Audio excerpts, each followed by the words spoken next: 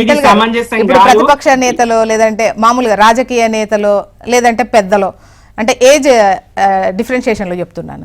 ఇలా అయితే కొంచెం ఆచితూచి ఏంటి దీని పర్యవసానాలు ఇంకా రకరకాలుగా రేపు కేసు పడితే ఇన్ని ఆలోచన ఉంటాయి. కానీ అక్కడ చేస్తుంది పిల్లలు. ఒక విధంగా చెప్పాలంటే ఇంకా క్లియర్, ఇది జెన్జీ బ్యాచ్ వినేట్టు ఉండదు. వాళ్ళకి కావాల్సిందంటే కావాల్సిందే పట్టు. అందుకోసమే ఇంత తీవ్ర స్థాయిలో ఇప్పుడు నిన్న ఎంత హడావిడి జరిగిందో మీరు చూస్తూనే ఉన్నారు.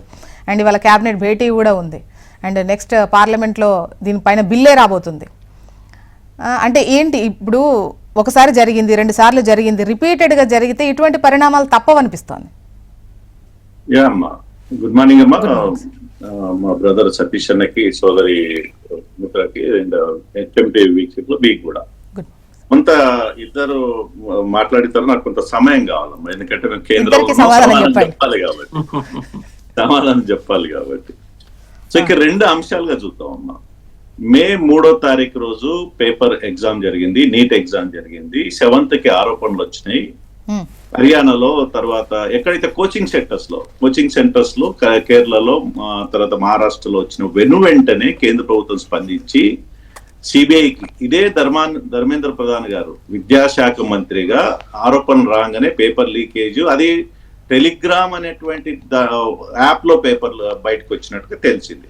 సిబిఐ ఎంక్వైరీ చేసి ఎన్టీఏ సంబంధించినటువంటి చీఫ్ ఆఫీసర్ ని వెంటనే తప్పించి, సిఇఓను వెంటనే తప్పించేసి 17 మంది మీద కేసులు పెట్టి, 17 మందిని ఇప్పటికే వాళ్ళ ప్రొఫెసర్స్ ఉన్నారు, చాలా మంది ఉన్నారు, కేసులు పెట్టి అదొక ప్రక్రియ. తప్పు చేసిన వాడిని ఒక ప్రక్రియ. రెండోది ప్రధానమంత్రి గారే స్వయంగా మొట్టమొదటిసారి పిఎం ఆఫీస్ మానిటరింగ్ చేసింది. ధర్మేంద్ర ప్రధానికి కూడా అవకాశం ఇవ్వలేదు. వెంటనే విద్యా సంవత్సరం వేస్ట్ కాకుండా, ఒక ఎడ్యుకేషన్ ఇయర్ వేస్ట్ కాకుండా ఏ రకంగా అడ్మిషన్ జరగాలి అదే రీతిలో జరగాలి దేశ చరిత్రలో. ఎందుకంటే నేను పరీక్షల నిర్వహణలో నేను భాగస్వామిని, సోదరి సుమిత్ర సర్వీస్ కమిషన్ మెంబర్ గా ఎట్లా ఉంటుందో చెప్తున్నాను నేను. 23 లక్షల మందికి మే 20కి ఆ రిజల్ట్ డిక్లేర్ చేసి, అంటే ఎగ్జామ్ పెడతామని డిక్లేర్ చేసి జూన్ 21st కి ఎగ్జామ్ పెట్టి 1 నెల రోజుల్లో 23 లక్షల మందికి మళ్ళీ పేపర్ ప్రింట్ చేసి దేశవ్యాప్తంగా ఎగ్జామ్ కండక్ట్ చేసి ఎక్కడ చిన్న పొరపాటు లేకుండా మిలిటరీ విమానాల ద్వారా, మొట్టమొదటిసారి మిలిటరీ విమానాల ద్వారా పేపర్ ని ఆ ఎగ్జామ్ సెంటర్స్ కు పంపించి పకడ్బందీగా ఎగ్జామ్ నిర్వహించి రిజల్ట్స్ ఇవ్వడం జరిగింది. మళ్ళీ యాజ్ ఇట్ ఈస్ గా ఎక్కడైతే అడ్మిషన్ ప్రక్రియ ఎక్కడ కూడా డిస్టర్బ్ కాకుండా మళ్ళీ ఇప్పుడు రిజల్ట్స్ వచ్చినాయి, ర్యాంకులు వచ్చినాయి, ఇప్పుడు అడ్మిషన్ ప్రక్రియ కొనసాగింది. ఇది ఒక సబ్జెక్ట్.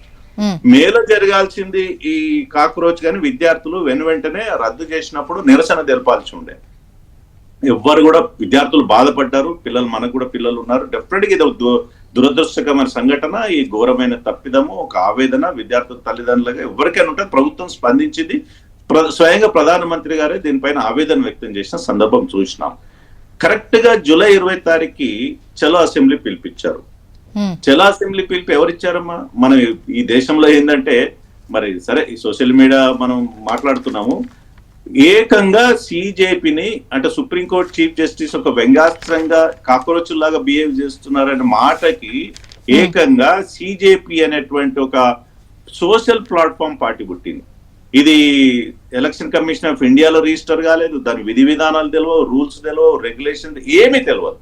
దానికి ఒక ఆప్ కార్యకర్త, గతంలో ఆపులో పనిచేసినటువంటి ఆమ్ ఆద్మీ పార్టీలో పనిచేసిన కార్యకర్తలు స్టార్ట్ చేస్తే ప్రపంచ వ్యాప్తంగా దాని ఫాలోవర్స్, భారతదేశంతో పాటు పాకిస్తాన్ లో ఫాలోవర్స్ ఉన్నారు, బంగ్లాదేశ్ లో ఫాలోవర్స్ ఉన్నారు, పాలస్తీన్ లో ఫాలోవర్స్ ఉన్నారు, అమెరికాలో ఫాలోవర్స్ ఉన్నారు, యూరోప్ లో ఫాలోవర్స్ ఉన్నారు. ఉండనియండి, సోషల్ మీడియా ఎక్కడ ఫాలో అయ్యేది కూడా మన వాళ్ళే కదా సార్. ఒక్క మాట, మన వాళ్ళే కాదు, విదేశీయులు ఎక్కువ ఉన్నారప్ప. ఒక మాట నేను కంప్లీట్ చేయండి. ఇది ఒక ప్రక్రియగా ఇవాళ మొన్న విద్యార్థి సంఘాలు విఠల్ సార్, ఒకటి అది రికగ్నైజ్డ్ కాదా, వాళ్ళకి విధి విధానాలు తెలుసా లేదా సార్? ఒక్కసారి విఠల్ సార్ అంటే ఒక మాట వెళ్ళిన తర్వాత దానిపైన ఎటువంటి ప్రతిస్పందన లేకపోతే అందరం యాక్సెప్ట్ చేసిన కాడికే వస్తుంది కదా. ఇప్పుడు దానికి క్వశ్చన్ ఇంపార్టెంట్, ఎందుకంటే సార్ వాళ్ళని ఏం గుర్తించబడలేదు, అది పార్టీ అంటే అది పార్టీనే కాదు, జస్ట్ ఆ గ్రూప్ ఆఫ్ పీపుల్ గా జస్ట్ గ్రూప్ ఆఫ్ పీపుల్, అసలు ఏ పేరు లేదు, ఊరు లేదు, సిజేపీ కూడా కాదు అని అనుకున్నా కూడా వాళ్ళు అడుగుతున్న టాపిక్ ఇంపార్టెంట్ కదా. నేను సీక్వెన్స్ గా ఎక్స్ప్లెయిన్ చేస్తున్నా, లెట్ మీ కంప్లీట్. మీ ఆన్సరే నేను సమాధానం చెప్పదలుచుకున్నా మీకు. ఇది సిజేపీ పిలిపించింది, వాంగ్చుక్ గారు దీక్ష నిన్న విరమించడం జరిగింది, వాళ్ళు నిరాహార దీక్ష చేశారు, సంతోషం. ఈ నిజంగా ఈ డిమాండ్ ని సిజేపీ కాకుండా వాంచు కాకుండా Hmm. ఎన్ఎస్సిఏనో లెఫ్ట్ సంఘాల్లో దీన్ని తీసుకుని ఉంటే బాగుండేది. ఇవాళ ఒక సిజేపీ తీసుకుంది, దాంట్లో వీళ్ళందరూ కూడా ఇన్వాల్వ్ అయ్యింది ఇవాళ మొట్టమొదటిసారిగా. ఇప్పుడు నీట్ ప్రక్రియ, నీట్ ఎగ్జామ్ రాష్ట్రంలో ఎవరేమో అండర్ గ్రాడ్యుయేట్స్, 17 సంవత్సరాల పిల్లలు, అంటే బిలో 18 ఇయర్స్ ఉన్న పిల్లలు ఉంటారు నీట్ ఎగ్జామ్ రాసే వాళ్ళు. మీరు చూడండి, మొత్తం సిజేపీలో జరిగినటువంటి సంఘటనలో ఎక్కడ కూడా 30 ఇయర్స్ అండర్ గ్రాడ్యుయేట్ పిల్లలు లేరు. 18 బిలో 20 ఇయర్స్ పిల్లలు చాలా తక్కువ. 30+ లో ఉన్నటువంటి జంజీ కూడా కాదు, మనం జంజీ చెప్పు 30+ ఉన్న పిల్లలు అక్కడ కనిపిస్తున్నారు. ఇంకోటి, మనం తెలంగాణ ఉద్యమాన్ని చూసాం, విద్యార్థుల వీరోచిత పోరాటం చూసాం, ఉద్యోగ సంఘాల పోరాటం చేశాం, పార్టీల పోరాటం చూసినాం. ఎక్కడ కూడా పోలీసులు 15 సంవత్సరాల్లో ఎక్కడ కూడా పోలీసుల మీద దాడి జరగలేదు. ఒక్క సంఘటన తన్నులు తిన్నారు, ఉల్టా లాఠీ చార్జ్ అయింది, బాష్పవాయు ప్రయోగం తప్ప ఎక్కడ పోలీసుల మీద దాడి జరగదు. కానీ నిన్న మొట్టమొదటిసారి దేశ చరిత్రలో ఐపీఎస్ ఆఫీసర్స్, ఏసీపీలు 118 మంది పోలీస్ ఆఫీసర్స్ మీద దాడులు జరిగినాయి. ఏకంగా చుట్టుముట్టి కొట్టారు. విద్యార్థులు కారువాళ్ళు, విద్యార్థులు అట్లా చెయ్యని దేశ చరిత్రలో విద్యార్థులు అట్లాంటి సంస్కృతి ఉండదు. అట్లా అవసరమైతే తన్నులు తింటారు, ఆత్మహత్యలు చేసుకుంటారు, విద్యార్థులు దాడులు చెయ్యరు. 118 మంది పోలీస్ ఆఫీసర్ మీద దాడులు జరిగినాయి. ఇంకొక వైపు 120 మంది లాఠీ చార్జ్ లో 120 మంది విద్యార్థులు గాయపడ్డారు. డెఫినెట్ గా నిజమైన విద్యార్థుల పైన మనం సానుభూతి ప్రకటించాం. మేము మొట్టమొదటిసారిగా మా సతీష్ అన్నని అప్రిషియేట్ చేస్తున్నా, కాంగ్రెస్ పార్టీని అప్రిషియేట్ చేస్తున్నా. ఏంటంటే రాహుల్ గాంధీ గారు అటువైపు పోకుండా, జంతర్ మంతర్ వైపు పోకుండా, విద్యార్థి సంఘాలు ఇన్వాల్వ్ కాకుండా వారు నిరసన కార్యక్రమం చేపట్టారు. అక్కడ ఇవాళ ఎన్ఎస్సీ ఎందుకు వచ్చింది? పీడీ యాక్ట్, మన రాష్ట్రంలో పీడీ యాక్ట్ ఉంది, పీడీ యాక్ట్ ఇక్కడ కూడా ఉంది. ప్రివెన్షన్ ఆఫ్ డిటెన్షన్ యాక్ట్ ఒక ఏ కారణం లేకుండా ఈ సంవత్సరం 3 ఏళ్ళు కూడా పీడీ యాక్ట్ కింద అరెస్ట్ చేస్తారు. దేశంలో కూడా అక్కడ సంఘ విద్రోహ శక్తులు, అరాక శక్తులు విద్యార్థి ముసుగులో వచ్చి ఈ దేశంలో అల్లకల్లోలం సృష్టించాలన్నటువంటి ఒక ప్రక్రియ భాగంగా ఇవాళ ఎన్ఎస్యు గానీ కేంద్ర ప్రభుత్వం గానీ స్పందించింది. ఒక మాట నీట్ ఎగ్జామ్, ఒక మాటమ్మా, నీట్ ఎగ్జామ్ కి ఆజాదీ కాశ్మీర్ కి ఏం సంబంధమ్మా? నీట్ ఎగ్జామ్ కి ఆర్టికల్ 370 ఏం సంబంధం? నీట్ ఎగ్జామ్ కి బంగ్లాదేశ్ లాగా చేస్తామని ఏం సంబంధం? నీట్ ఎగ్జామ్ కి నేపాల్ లాగా చేస్తామని ఏం సంబంధం? డిమాండ్ చేస్తారా? ఇంకొక మాట, నేను వాళ్ళ మాట ఒక మాట, ఈ దేశంలో 1995 ఒక్క నిమిషం మీరు అన్న వర్డ్ డెఫినెట్ గా అటువంటి కామెంట్స్ వచ్చాయి. నేను సీక్వెన్స్ పోకుండా నేను లీకేజ్ మీద మాట్లాడుతున్నా. 1990 తర్వాత ఈ దేశంలో కాంపిటేటివ్ ఎగ్జామ్ వచ్చిన తర్వాత ప్రభుత్వాలతో సంబంధం లేకుండా పేపర్ లీకేజీలు జరుగుతూ ఉన్నాయి. 2004 నుంచి 14 వరకు 72 పేపర్ లీకేజ్ దేశంలో, రాష్ట్రంలో, కేంద్రంలో, యూపీఏ గవర్నమెంట్ లో కూడా. ఆ తర్వాత కూడా లీకేజీలు కొనసాగించబడిన కాడలు. మొన్నటికి మొన్న సుమిత్రా ఆనంద్ గారు సర్వీస్ కమిషన్ మేము గతంలో 14 to 20 ఉన్నాం. గ్రూప్ 1 పేపర్ లీక్ అయింది. ఇక్కడ గ్లోబల్ అయినటువంటి సంస్థలు 27 మంది విద్యార్థులు ఆత్మహత్యలు చేసుకున్నారు.